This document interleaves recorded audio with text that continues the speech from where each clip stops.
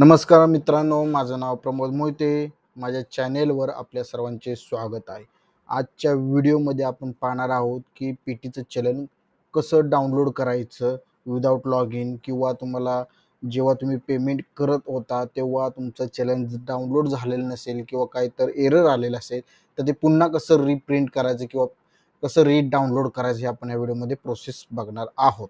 तर जास्त न वेळ करता आपण ह्या व्हिडिओला सुरुवात करूया. सर्वप्रथम तुम्हाला महा GST ह्या साईटला यायचं आहे. आल्यानंतर तुम्हाला पहिल्याच लिंकवर क्लिक करायचं आहे. तुम्हाला अशा प्रकारे इथं साईट येईल होम पेजचं. तिथं आल्यानंतर तुम्हाला खाली जायचं आहे. खाली गेल्यानंतर ना तुम्ही इथं ई पेमेंटचा टॅब दिसत आहे. ई पेमेंटच्या टॅबमध्ये इथं लास्टला PT/ओल्ड ॲक्ट्स पेमेंट हिस्ट्री यावर क्लिक करायचं आहे.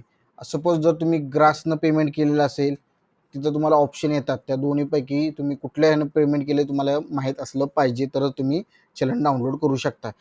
सेम तुम्ही जी पेमेंट करताना जी प्रोसेस वापरलेली आहे तेच तुम्हाला काय करायची इथं बी चॉईस करत जायचं आहे.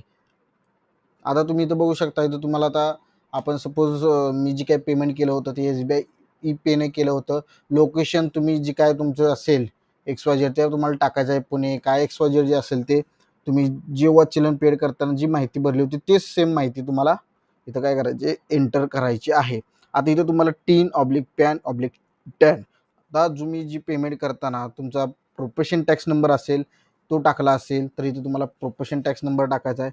जर तुम्ही पॅन नंबर टाकला असेल तर तिथे तुम्हाला पॅन नंबर एंटर करायचा आहे. जर टॅन नंबर टाकला असेल तर टॅन नंबर, जे तुम्ही चलन भरताना किंवा चलनचं पेमेंट करताना जी काही डिटेल टाकले ते इथे तुम्हाला काय करायचं आहे एंटर करायचे आहेत. आता मी पॅन टाकला होता तर तुम्हाला इथं पॅन इथं टाकायचं आहे.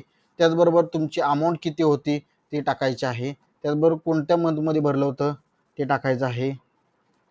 आणि त्याचबरोबर साल कोणत्या सालचा, आणि इथं तुम्हाला गेट चलन ही सगळी डिटेल तुम्हाला करेक्ट माहिती भरायची आहे. ते भरल्यानंतर ना तुम्हाला गेट चलनवर क्लिक करायचं आहे. अशा प्रकारे तुम्हाला भरपूर चलन दिसतील.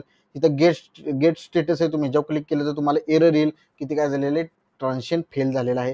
तर तुम्हाला इथं काय करायचं आहे, जेव्हा तुम्ही गेट स्टेटसवर कराल तसं तुम्हाला इथं काय ॲक्शन व्ह्यू चलन असा ऑप्शन येईल. इथं जेव्हा क्लिक केल्यानंतर तुमचं काय होईल, चलन ऑटोमॅटिक डाउनलोड होईल. हे बघा इथं आता तुमचं चलन काय झालेलं आहे, पीटीचं डाउनलोड झालेलं आहे. तर अशा प्रकारे तुम्ही काय करू शकता, तुमच्या पीटीचं रिप्रिंट किंवा डाउनलोड कशा प्रकारे करायची ही न्यू प्रोसेस आहे. त्यामुळं तुम्ही इझी प्रकारे काय करू शकता, तुमची पीटीचे चलन जे काय मिस झालेले आहेत, डाउनलोड करता आलेले नाहीत, ते तुम्ही ह्या प्रकारे ह्या प्रोसेसद्वारे काय करू शकता, पीटीची चलन डाउनलोड करू शकता. जर तुम्हाला हे व्हिडिओ आवडला असेल तर भरपूर लोकांना शेअर करा, सबस्क्राईब करा चॅनलला आणि असाच मराठी माणसाला सपोर्ट दाखवा. भेटूया नेक्स्ट व्हिडिओमध्ये. धन्यवाद.